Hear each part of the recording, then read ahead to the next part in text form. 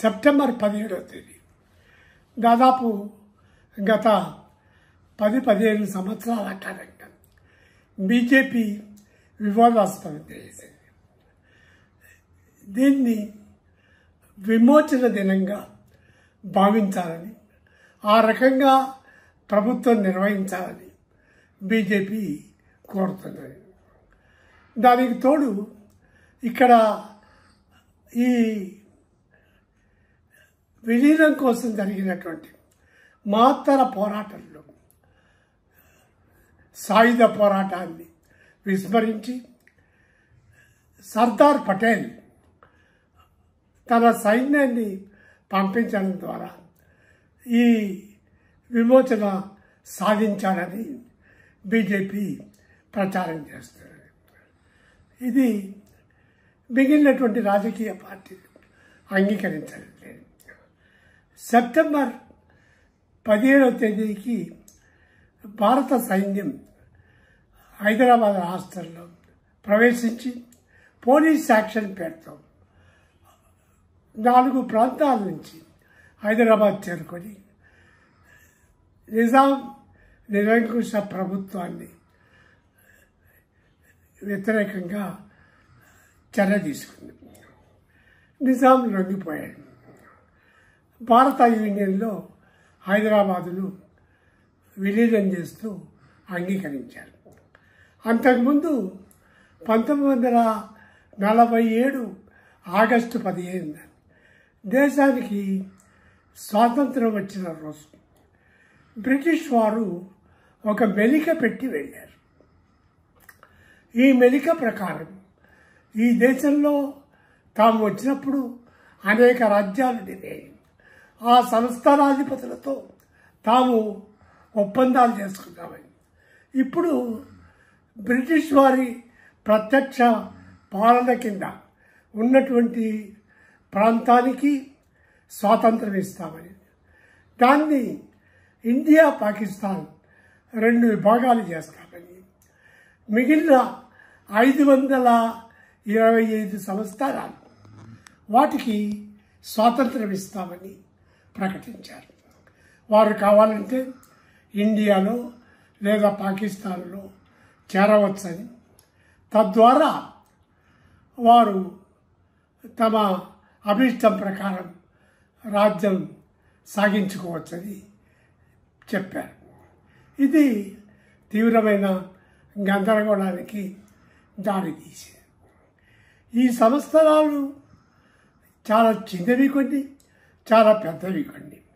హైదరాబాద్ రాష్ట్రం అతి పెద్దది. వాస్తవానికి దీని వైశాల్యం బ్రిటిష్ గ్రేట్ బ్రిటన్ వైశాల్యం అంతా ఉంటుంది. ఈ నిజాం రాజులు దీన్ని స్వతంత్ర రాజ్యంగా ప్రకటించుకుంటూ ఆజాద్ హైదరాబాద్ అని ప్రకటించారు. హైదరాబాద్ భారతదేశం మధ్యలో ఉంది, ఒక మూలకు లేదు, సముద్ర తీరం లేదు. ఇందులో ప్రజల్లో మెజారిటీ హిందువులు. మొత్తం 180 లక్షల జనాభాలు 90% తెలుగు భాష మాట్లాడే హిందువులు, 25% మహారాష్ట్ర భాష మరాఠీ భాష మాట్లాడే మహారాష్ట్రీయులు, 12% ఉర్దూ మాట్లాడేవారు, 11% కన్నడ భాష మాట్లాడేవారు ఉండేవారు.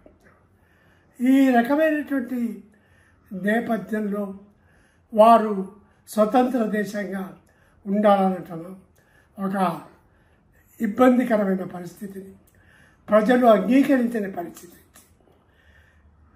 స్వాతంత్ర పోరాటం యొక్క ప్రభావం హైదరాబాద్ రాష్ట్రం మీద కూడా పడింది. ఇక్కడ స్వేచ్ఛ స్వాతంత్రాలు కావాలని ప్రజలు కోరుకున్నారు. ప్రజాస్వామ్యం, పౌర హక్కులు, తమ సొంత భాషలో మాట్లాడుకోవటం, పరిపాలన జరిగించుకోవటం, చదువుకోవటం ఉండాలని కోరుకున్నారు.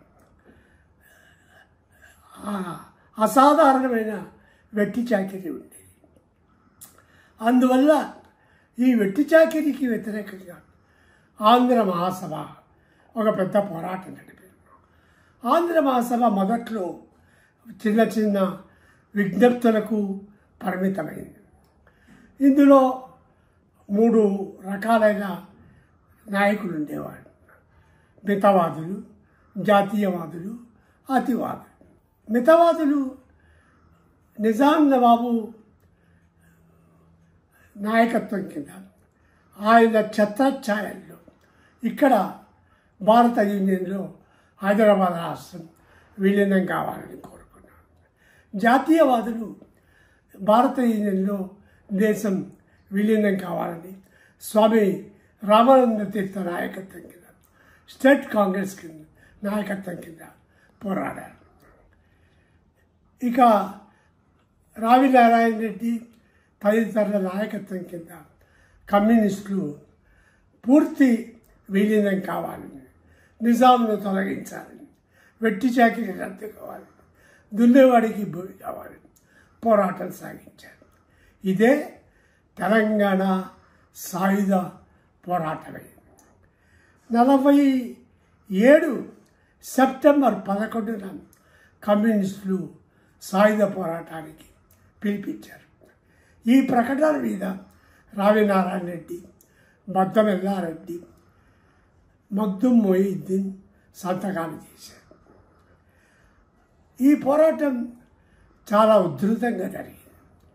3000 గ్రామాలకు దీని ప్రభావం విస్తరించింది.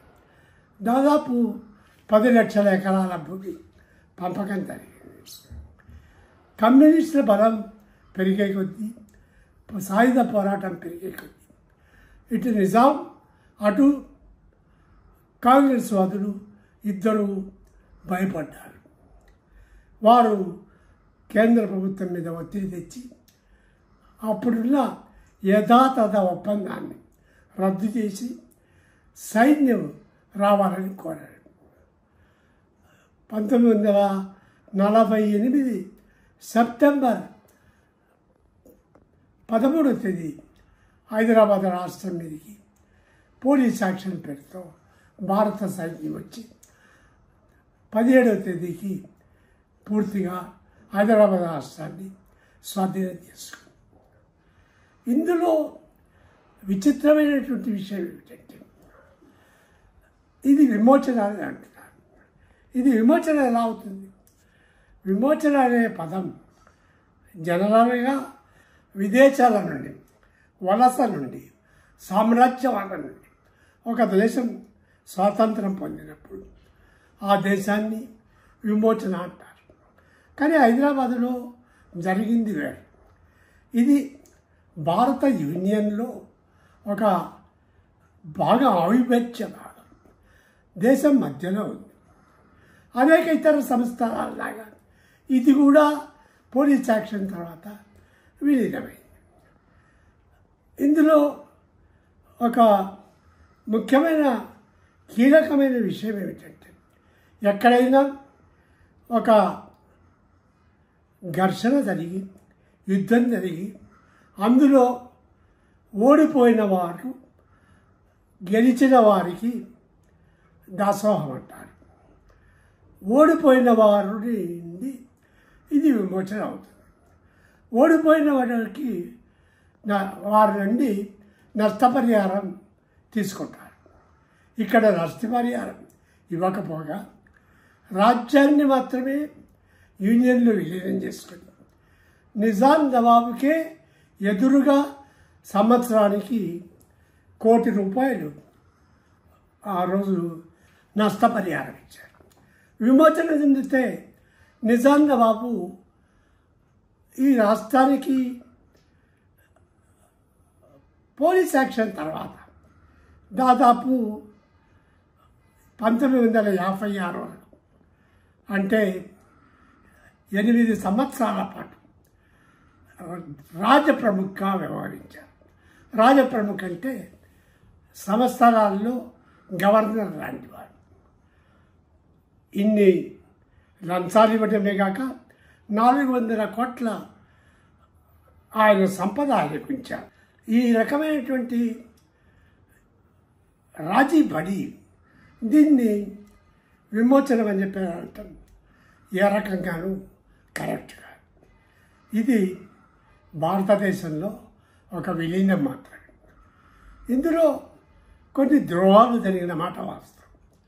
ఆ ద్రోహాల్లో చాలా ముఖ్యమైనది ఏమిటంటే నిజాం నవాబు ఛత్రఛాయల కింద హైదరాబాద్ రాష్ట్రం ఉండాలని కోరుకున్న కాంగ్రెస్ మితవాదులు అధికారంలోకి వచ్చి కోల్పోయిన తమ భూములను తాము తీసుకోవటం, ఇతర భూస్వాములకు వాపసు ఇవ్వటం, బీభత్సం సృష్టించిన రజాకారులకు చాలా తక్కువ శిక్షలు వేయటం, సాయుధ పోరాటం ద్వారా రాష్ట్రాన్ని విముక్తి చేసిన కమ్యూనిస్టులకు దీర్ఘకాల శిక్షలు, ఉరి శిక్షలు విధించడం ఇవన్నీ జరిగాయి. భూ సంస్కరణలు ఆ పేరుతో కొంత మార్పు వచ్చిన మాట వాస్తవం. అయితే పేదలకు న్యాయంగా దక్కాల్సిన భూమి దక్కలేదు. కౌలరీ చట్టం కింద మాత్రం కొన్ని భూములు దక్కాయి. వెట్టి చాకిరీ రద్దయింది. గ్రామాల్లో రాజకీయ ఆర్థిక పరిస్థితుల్లో కొన్ని మార్పులు వచ్చినాయి. హైదరాబాద్ రాష్ట్రంలో అలాగే దేశవ్యాప్తంగా భూ సంస్కరణలు ఒక ప్రధానమైన ఎజెండాగా దేశం ముందుకు వచ్చింది. ఈ రకమైనటువంటి పరిణామాలన్నీ జరిగిన తర్వాత ఇప్పుడు దీన్ని విమోచనం అనటం ఏ రకంగానూ సరైంది కాదు. భారతీయ జనతా పార్టీ వారు చాలా విచిత్రమైన వాదనలు చేస్తున్నారు. అసలు వారు గతంలో జనసంఘం పార్టీలో ఉండి ఆ తర్వాత జనతా పార్టీలో చేరి జనతా పార్టీ నుంచి విడిపడి భారతీయ జనతా పార్టీగా మారినప్పుడు గాంధీయన్ సోషలిజం తమ లక్ష్యంగా పెట్టుకున్నారు, ప్రకటించారు. అదే ప్రధానమైందని చెప్పారు. సంఘ పరివార్ కానీ బీజేపీ కానీ మహాత్మా గాంధీని ఎప్పుడూ దేశ నాయకుడిగా అంగీకరించకపోగా ఆయన మీద తీవ్రమైనటువంటి విద్వేషాన్ని రెచ్చగొట్టారు. ఆయన నాథురామ్ వినాయక్ గాడ్సే సోదరుడు. గాడ్సే మహాత్మా గాంధీని హత్య చేసిన తర్వాత తాము ఆర్ఎస్ఎస్ వారు ఆర్ఎస్ఎస్ వారు తమను డిస్పోజ్ చేసుకోవటం తమకు ఆశ్చర్యాన్ని బాధను కలిగించిందని చెప్పారు. ఆర్ఎస్ఎస్ యొక్క ప్రధాన సైద్ధాంతికవేత్త సావర్కర్ ఆయన ఈ హత్యా ప్రయత్నం వెనుక ఉన్నాడని ఆరోపణ వచ్చి దాన్ని పక్కకు పెట్టి గాడ్సే ఒక్కడికే శిక్ష విధించారు. అలాంటి గాంధీని వారు ఆదర్శమని చెప్తున్నారు. అలాగే గాంధీ చనిపోయిన రోజున దేశంలో చాలా చోట్ల ఉత్సవాలు చేసుకున్నారు, స్వీట్స్ పంచుకున్నారు. విజయవాడలో దీనిపైన ఘర్షణ కూడా జరిగింది. అలాంటి గాంధీయన్ సోషలిజం అనటం ఆశ్చర్యకరం. గాంధీ గారికి సోషలిజం మీద ఎప్పుడూ నమ్మకం లేదు. ఇది ఒక కొత్త పదం సృష్టించారు. ఆయన ఈ దేశంలో ధనిక వర్గాల వారు ట్రస్టీలుగా దేశంలో వారు వ్యవహరించాలని చెప్పాడు. ఎవరైనా ధనిక వర్గాలు ట్రస్టీలుగా ఉంటారు. గాంధీ ఒక గొప్ప స్వాతంత్ర పోరాట యోధుల నాయకుడే. కానీ ఈ రకమైనటువంటి అంశాలలో ఆయన వాస్తవిక దృక్పథం తీసుకోలేదు. గాంధీయన్ సోషలిజం అట్లా ఉంటే తర్వాత రెండవది సర్దార్ పటేల్ను వారు కాంగ్రెస్ పార్టీ నుంచి దొంగిలించడానికి ప్రయత్నం చేశారు. సర్దార్ పటేల్ ఎన్నడూ ఆర్ఎస్ఎస్కు, బీజేపీకి, జనసంఘ్కు సానుకూలం కాదు. ఆయన హిందుత్వకు వ్యతిరేకి, ఆర్ఎస్ఎస్ను నిషేధించినవాడు. హిందుత్వ ఈ దేశానికి నష్టం కలిగిస్తుందని బహిరంగంగా ప్రకటన చేశారు. భారత జాతీయ కాంగ్రెస్ అగ్రనాయకుల్లో సర్దార్ పటేల్ కూడా ఒకరు. అయితే జవహర్లాల్ నెహ్రూ ఒక లిబరల్ నాయకుడైతే సర్దార్ పటేల్ ఒక మితవాద నాయకుడు. ఆయనకు కమ్యూనిస్టు వ్యతిరేకత కూడా ఉండేది. వీటన్నిటి కారణంగా వారు సర్దార్ పటేల్ను కాంగ్రెస్ పార్టీ నాయకత్వం నుంచి దొంగిలించి తమ నాయకుడిగా చెప్పుకోవడానికి ప్రయత్నం చేస్తున్నారు. ఇది అసంబద్ధం.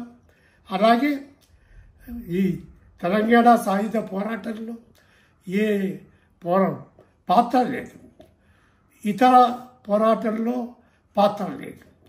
ఆనాడు బ్రిటిష్ సామ్రాజ్యవాదానికి వీరు మద్దతు ఇచ్చారు.